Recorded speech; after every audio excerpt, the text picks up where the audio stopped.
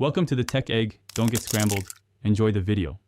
In this video, I will explain how to use Figma and Framer together for an efficient design and development workflow.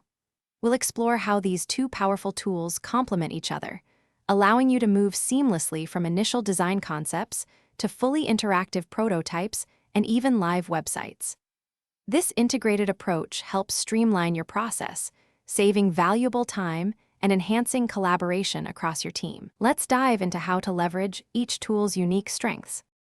Figma serves as your primary design and collaboration hub. It's a fantastic tool for crafting pixel-perfect user interfaces, thanks to its powerful vector editing features. Teams can work together in real time, seeing each other's cursors and changes instantly. Figma also supports creating reusable components and design systems, ensuring consistency across projects.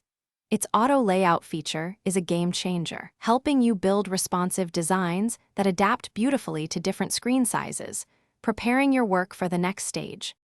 Once your designs are polished in Figma, Framer takes them to the next level. Framer specializes in turning those static mockups into dynamic, interactive prototypes that feel like real products. You can add sophisticated animations, transitions, and micro-interactions with ease.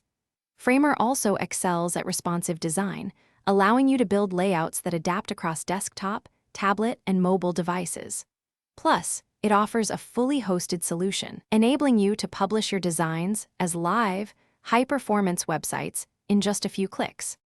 The key to this powerful workflow is the seamless integration between Figma and Framer. You can use the official Figma plugin to copy your designs or even specific elements and paste them directly into Framer.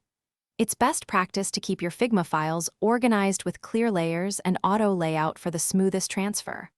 Once in Framer, you'll refine layouts, add rich interactivity, and implement animations. Remember to optimize all your assets and rigorously test your responsive design across different screen sizes for a polished final product. Thanks for watching. Consider subscribing if I helped unscramble your problems.